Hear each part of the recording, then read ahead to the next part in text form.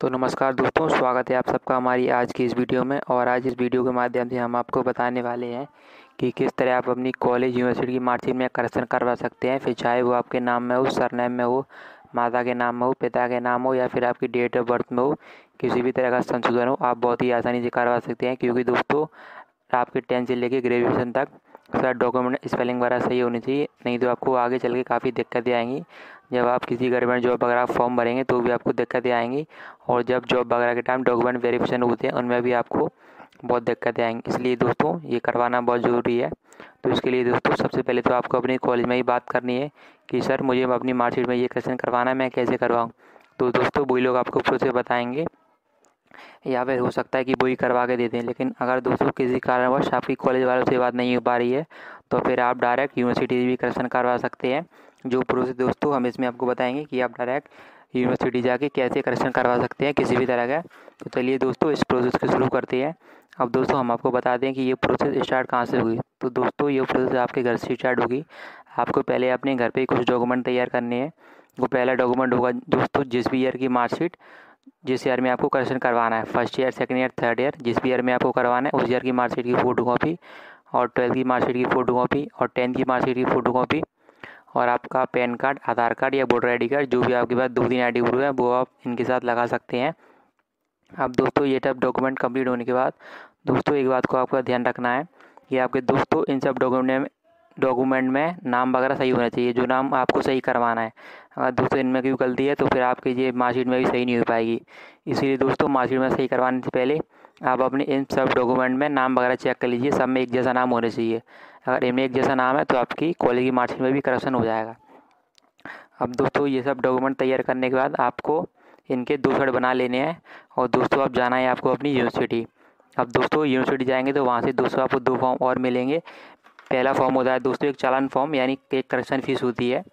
और दोस्तों दूसरा फॉर्म होता है एक विद्यार्थी सहायता केंद्र करके फॉर्म होता है, जिस फॉर्म में आपको अपनी डिटेल्स वगैरह भरने पड़ती हैं, और मतलब आपको बताना पड़ता है कि आपको क्या काम करवाना है। तो दोस्तों इस तरह के दो दो फॉर्म होते हैं जो कि आपको यूनिवर्सिटी से मिलेंगे। तो अब दोस्तों हम आपको ये तो दोस्तों हम आपको बता दें ये आपको फॉर्म दोनों कहाँ से मिलेंगे। तो दोस्तों पहला जो चालान फॉर्म है वो तो आपको जहाँ से आपकी कॉलेज की फ़ीस भरी जाती है, या तो कोई फ़ीस काउंटर होगा या फिर कोई दोस्तों बैंक होगी आपकी कॉलेज की, जिसके द्वारा आपकी कॉलेज की फ़ीस भरी जाती है। और दोस्तों दूसरा फॉर्म ये करेक्शन फॉर्म आपको मिलेगा जहाँ आपके BA BCom BSc के डिपार्टमेंट बने होते हैं, उन्हीं के आसपास दोस्तों आप किसी से पूछिएगा, वो आपको बता देंगे कि ये करेक्शन फॉर्म कहाँ पर मिलता है। तो अब दोस्तों हम आपको ये चालान फॉर्म बनना सिखाए थे हैं। ये जीवाजी यूनिवर्सिटी का चालान फॉर्म है, हम दोस्तों आपको बनना सिखाए थे हैं। यहाँ दोस्तों इसमें दोस्तों ये 4 फॉर्म रहते हैं। जो पहला फॉर्म रहेगा बैंक वालों के लिए, दूसरा वाला रहेगा यूनिवर्सिटी वालों के लिए, और तीसरा वाला रहेगा दोस्तों जो डॉक्यूमेंट आप देंगे जमा करेंगे उसके साथ लग के जाएगा। और जो तो चौथा वाला ये चालान है वो आपके पास रहेगा। आपको दोस्तों चारों भरने हैं, और चारों की फ़ीस एक ही, आपको चारों के लिए अलग अलग फ़ीस नहीं करनी है। एक ही फ़ीस है जो 100 से 150 रुपये के अंदर होती है। वो लोग आपको आपके कॉलेज वाले बता देंगे, या फिर आपको जहाँ से आप चालान कटवाएंगे वो लोग आपको बता देंगे। अब दोस्तों हम आपको ये फॉर्म भरना बताए थे जीवाजी यूनिवर्सिटी का, क्योंकि काफ़ी लोगों को ये फॉर्म भरने में भी कुछ दिक्कतें आती है। दोस्तों यहाँ पे दोस्तों आपको डेट डालें जिस भी दिन आप चालान जमा कर रहे हैं। अब दोस्तों यहाँ आपका नाम कैपिटल इंग्लिश लेटर में दोस्तों आपको भरना है। अगर आप हिंदी में भरेंगे तो आपको दिक्कतें आएंगी, और करेक्शन होने में भी दिक्कतें आएंगी। सही समझ में नहीं आता हिंदी में स्पेलिंग क्या भरनी है, इसलिए दोस्तों। अब दोस्तों यहाँ आपके फादर नेम, यहाँ क्लास, मतलब जिस भी क्लास में आप पढ़ रहे हैं वो यहाँ आपको क्लास डालनी है। और यहाँ तो रेगुलर, प्राइवेट है प्राइवेट, और ये एक सर्विसमैन होता है जो भी है, लेकिन हम रेगुलर प्राइवेट जो भी है वो आपको यहाँ भरना है। उसके बाद यहाँ दोस्तों आपको एड्रेस। अब दोस्तों यहाँ पे दोस्तों अब हमको ये 8 वाले पॉइंट पे टिक करना है, मतलब टिक नहीं करना है, आपको 8 वाले पॉइंट पे जाना है। और सब्जेक्ट फैकल्टी चेंज सरनेम चाहिए, इसी में दोस्तों आपको काम होगा। इसमें दोस्तों आपको ऐसे ये 2 डैश लगा के फ़ीस भर देनी है। और नीचे दोस्तों 15 रुपये का चार्ज रहता है, तो आपने जो भी फ़ीस भरी है उसमें ये 15 रुपये ऐड होकर टोटल चार्ज आएगा, वो आपको पे करना है। अब दोस्तों ये चालान आप कटवाने के बाद अब दोस्तों एक दूसरा फॉर्म आता है, वो विद्यार्थी सहायता केंद्र फॉर्म है। ये भी हम आपको भरना बताए थे। दोस्तों यहाँ उस दिन की डेट जिस दिन आप ये फॉर्म जमा कर रहे हैं, उसके बाद दोस्तों यहाँ छात्र का नाम इंग्लिश कैपिटल लेटर्स में, या दोस्तों पिता का नाम, आपको पूरा फॉर्म इंग्लिश कैपिटल लेटर्स में ही भरना है। यहाँ दोस्तों पिता का नाम, फिर आपका मोबाइल नंबर, फिर आपका एड्रेस, और यहाँ दोस्तों पाठ्यक्रम, यानी मतलब आपको किस ईयर में करवानी है, first year, second year, third year, जो भी है वो आपको यहाँ ईयर डालना है। और दोस्तों यहाँ आपका रोल नंबर, यहाँ दोस्तों सेशन, मतलब किस सत्र में आपने ईयर कंप्लीट कर दी वो डालना है। यहाँ दोस्तों आपका नामांकन यानी वो एनरोलमेंट नंबर होता है, यहाँ दोस्तों आपको वो डालना है। यहाँ दोस्तों आपके अपने महाविद्यालय का नाम कीजिएगा, आपको अपने कॉलेज का नाम डालना है। यहाँ दोस्तों परीक्षा केंद्र यानी आपका परीक्षा केंद्र कहाँ गया था, यहाँ दोस्तों आपको वो डालना है। उसके बाद दोस्तों कार्य विवरण में अब जैसे दोस्तों मुझे अपने सरनेम में, माता के सरनेम में और पिता के सरनेम में करेक्शन करवाना था, तो दोस्तों मैंने किस तरह डाला है, माता, पिता और छात्र के उपनाम में संशोधन। अब दोस्तों आपको जो भी करेक्शन है आपको इसी तरह पूरा पूरा डालना है। अब जैसे आपको अपने अपने नाम में करवाना है तो आप किस तरह डालेंगे, छात्र के उपनाम में संशोधन हेतु। और आपको अपने और पिता के नाम में करवाना है तो आप किस तरह डालेंगे, छात्र और पिता के उपनाम में संशोधन हेतु। इस तरह दोस्तों आपको डालना है।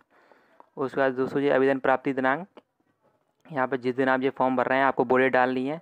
और दूसरे आवेदन निराकरण दिनांक जिस आपको नहीं डालना है, ये वो लोग डालेंगे। और यहाँ दोस्तों संलग्न दस्तावेज में आपको जो जो डॉक्यूमेंट आपने साथ लगाए यहाँ दोस्तों आपको वो डालना है। 12th की मार्कशीट लगाइए आपने, 10th की मार्कशीट लगाइए, पैन कार्ड, आधार कार्ड, वोटर ID कार्ड जो भी है। और दोस्तों ये सेकंड ईयर की मार्कशीट मतलब फर्स्ट सेकंड जो भी आ रहा है उस ईयर की मार्कशीट लगाइए। तो यहाँ से दोस्तों आपको वो लिखना है।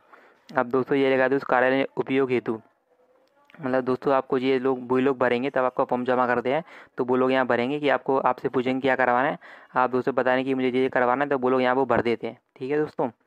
अब ये दोस्तों पावती है, मतलब ये टोकन है जो कि तब आपको फॉर्म जमा करेंगे तो यहाँ पर दोस्तों वो एक टोकन नंबर लिखेंगे और आपको फाड़ के दे देंगे, क्योंकि 15 दिन के अंदर आप ये टोकन नंबर, अगर आपकी मार्कशीट घर नहीं आती है तो आप यूनिवर्सिटी जाके टोकन नंबर दिखा के अपनी मार्कशीट डायरेक्ट यूनिवर्सिटी से भी प्राप्त कर सकते हैं।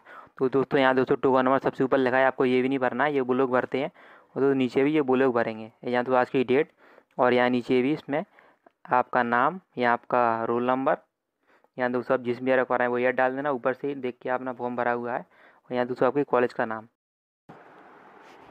तो दोस्तों हम आपको बता दें कि आपके ये डॉक्यूमेंट जमा कहाँ पे होंगे कंप्लीट करने के बाद। तो दोस्तों जैसे ही आप यूनिवर्सिटी जाएंगे तो वहाँ पे दोस्तों आप देखेंगे कि आपके BA का डिपार्टमेंट अलग है, BCom का डिपार्टमेंट अलग है, BSc का डिपार्टमेंट अलग है। और दोस्तों इनमें भी दोस्तों अगर BA का है तो इनमें दोस्तों BA फर्स्ट ईयर की विंडो अलग होगी, BA सेकेंड ईयर की विंडो अलग होगी, BA थर्ड ईयर की विंडो अलग हुई। ऐसे ही दोस्तों इनमें सिस्टम वाइज सब अरेंज रहता है।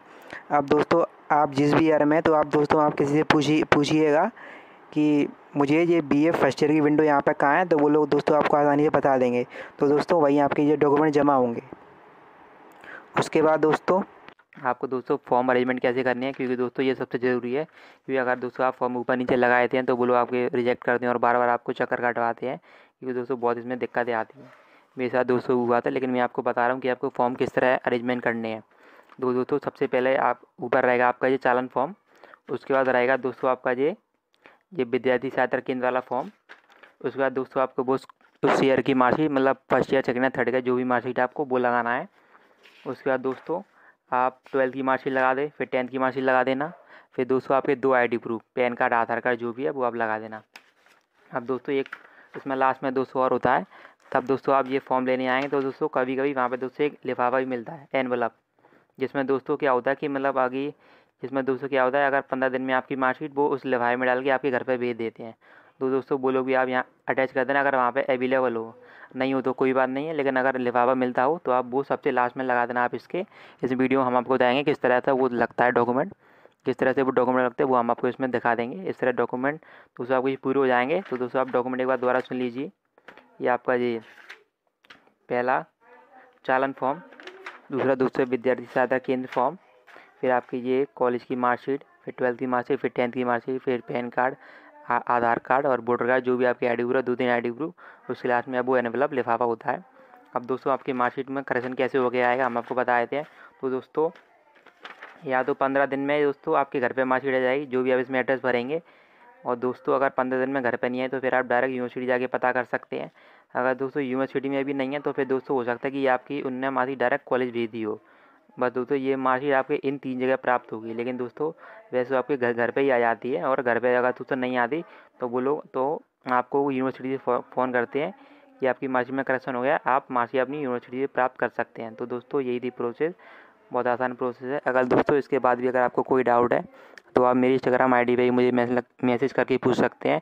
और दोस्तों नीचे कमेंट बॉक्स में भी आप कमेंट कर सकते हैं अगर दोस्तों आपको कोई भी समस्या आए तो।